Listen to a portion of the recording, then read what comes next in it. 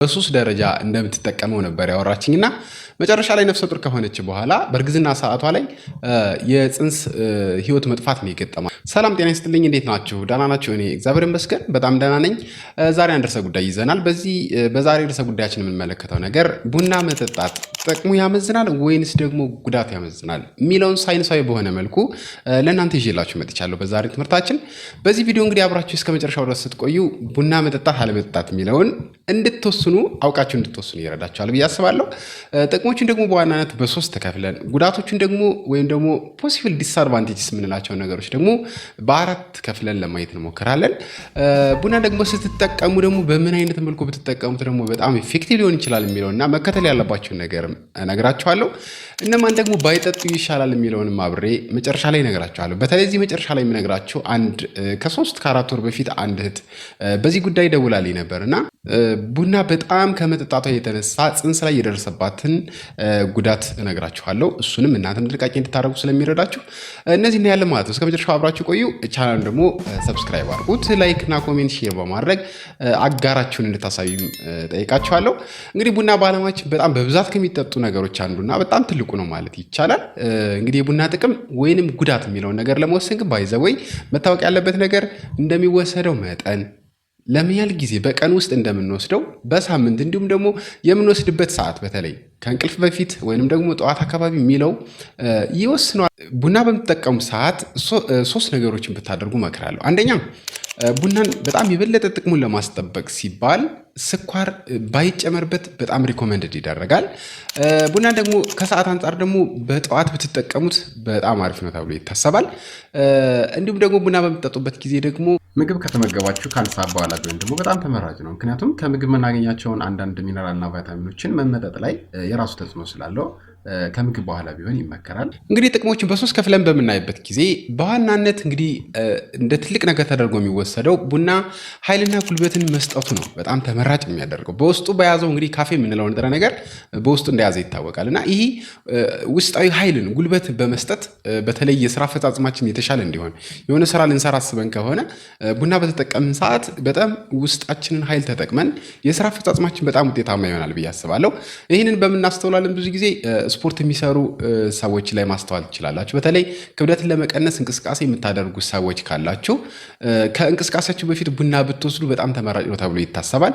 ምክንያቱም ከሚገባው በላይ በደንብ ጉልበታችሁን ተጠቅማችሁ ኃይላችሁን ተጠቅማችሁ እንቅስቃሴ ስለምታደርጉ ስብን በደንብ የማቅለጥ አቅማችሁ በዛ ልክ ይጨምራል ማለት ነው።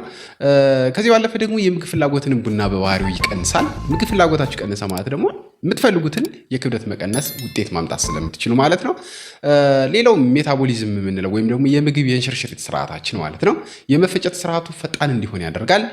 ክብደትን በመቀነስ እንደዚሁ ከፍተኛ ሚና ስላለው ከእንቅስቃሴያችሁ በፊት ቡና ብትጠቀሙ በጣም ተመራጭ ነው ማለት ነው። ለምን? ጉልበትና ኃይልን ስለሚሰጥ በጣም ትልቅ ጥቅሙ ነው ማለት ነው።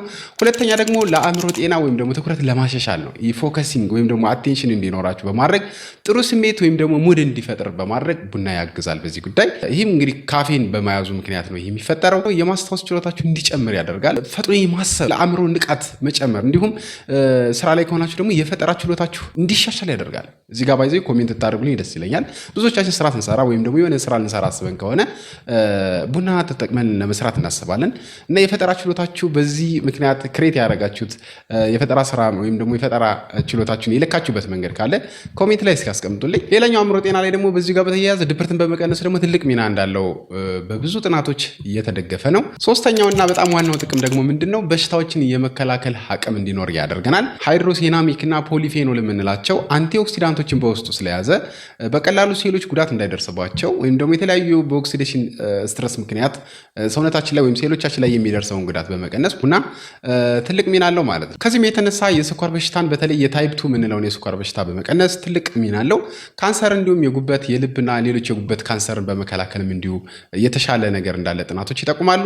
የመርሳት በሽታን በተለይ አልዛይመር የምንለውን የመርሳት በሽታ ችግርም እንደዚሁ እንደሚቀንስ ነው ጥናቶች የሚያሳዩት። ከዚህ ባለፈ ደግሞ የፓርኪንሰን ዲዚዝ የምንለው ወይም ደግሞ ምንድነው እድሜያቸው ሰዎች ሲሄድ በብዛት ትሪመር እጃቸው እንዲጀርክ የሚያደርገው የፓርኪንሰንስ እንለዋለን እና የእሱ ችግር የመከሰት እድሉን በእጅጉ እንደሚቀንስ ያሳያል ብዙ ጥናቶች። እንግዲህ እነዚህ ሶስቱ በዋናነት የሚጠቀሱ ጥቅሞቹ ናቸው። ከዚህ ባለፈ ደግሞ በጉዳት ደረጃ ወይም ደግሞ በዲስአድቫንቴጅ ደረጃ የምንወስዳቸው ነገሮችን ደግሞ ለማየት እንሞክራለን።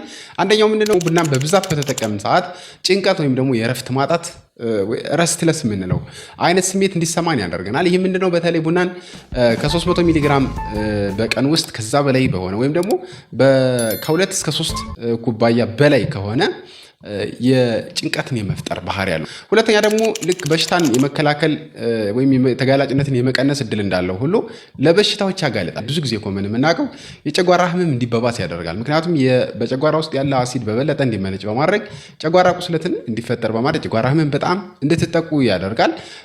ሌላው ደግሞ የደም ግፊት እንዲጨምርም ምክንያት ይሆናል። የልብ ምት መዛባትን ወይም አመታቱ እየተዛባ እንዲሆን የማድረግም አቅም አለው። የኩላሊት በሽታ ሊያጋልጥ ይችላል። ሌላኛው ደግሞ የአጥንት መሳሳትም ሊዳርግ ይችላል። ምክንያቱም ቡና በባህሪው በጣም ቡና በምንጠጣበት ጊዜ ሽንት ቶሎ ቶሎ የማለት ወይም ደግሞ የሽንት ፊኛን የመጫን አይነት ባህሪ ስላለው ለአጥንት መሰራት የሚያገለግለው ካልሲየም ከሰውነታችን ውስጥ በዩሪን ወይም በሽንት አማካኝነት እንዲወጣ ምክንያት ሊሆን ስለሚችል የአጥንት መሳሳትንም ሊያስከትል እንደሚችል ነው የሚጠቆመው። ሌላው ሶስተኛው እንግዲህ የእንቅልፍ ማሳጣት ነው። በተለይ ኒር ቤድ ታይም የምትወስዱ ከሆነ ወይም ከምኝታችሁ በፊት ቡና የምትጠቀሙ ከሆነ እንቅልፍን በጣም ሊያሳጣ ይችላል።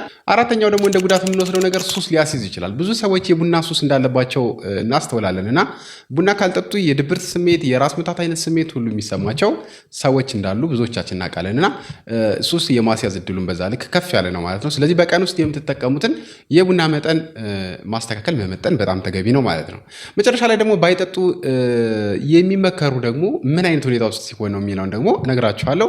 በተለይ የመጀመሪያውና በጣም ትልቁ ነገር እርግዝና ላይ ያላችሁ ሴት እህቶቻችን ወይም እናቶች ቡና የመጠቀም ልምዳችሁ በጣም መቀነስ አለበት። ከእርግዝና በፊት ቀድማችሁ ማስተካከል ይጠበቃል። አንድ እህት ከሆነ ጊዜ በፊት ደውላ ያወራችኝ ልነግራችሁ ይችላል። ኤክስፔሪንስ ያደረገችውን ነገር ምንድነው የገጠማት ነገር? እንግዲህ ቡናን በጣም ከሚገባው በላይ በሱስ ደረጃ እንደምትጠቀመው ነበር ያወራችኝና መጨረሻ ላይ ነፍሰ ጡር ከሆነች በኋላ በእርግዝና ሰዓቷ ላይ የፅንስ ህይወት መጥፋት ነው የገጠማት መሀል ላይ ወይም ደግሞ አዩፊዲ እንለዋለን ወይም ኢንትራዩተራይን ፌታል ዴዝ የምንለው ነገር ማህፀኗ ውስጥ ነው ፅንሱ የሞተውና ይህ ምንድነው የሚለውን ልክ በደንብ ሰርች በሚደረግበት ሰዓት ከሚገባው በላይ ቡናን በቀን ውስጥ እንደምትወስድ ነው መጨረሻ ላይ የተረጋገጠው።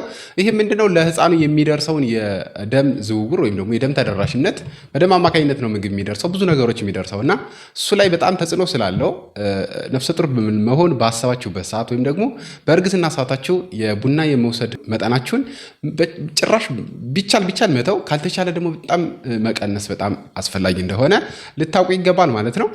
ሌላው መድኃኒቶች ላይ ነው። መድኃኒት በምትወስዱ ሰዓት በተለይ የኩዊኖርስ የምንላቸው መድኃኒት ምድቦች አሉና እነዚህ ፕሮፍሎክሳሲል፣ ሌቮፍሎክሳሲል የምንላቸው መድኃኒቶች አሉ። ከነዚህ መድኃኒቶች የምትወስዱ ከሆነ ሌሎችም አሉ፣ ቡናን ባትጠቀሙ ይመከራል። ምክንያቱም አብዞርቤሽኑ ላይ ወይም የመመጠጥ ሂደቱ ላይ ተጽዕኖ ስላለው ቡና በባህሪው በእንደዚህ ሁኔታ ውስጥ ጥንቃቄ ልታደርጉ ይገባል። በመጨረሻም እንደዚህ መሰል የሆኑ የጤና መረጃዎችና ትምህርቶችን ለማግኘት ቻናሉን ሰብስክራይብ ብታደርጉት፣ ሌሎችም ደግሞ እንዲደርስ ሼር ብታደርጉት መልካም ነው። መልካም ጊዜ። ቻው።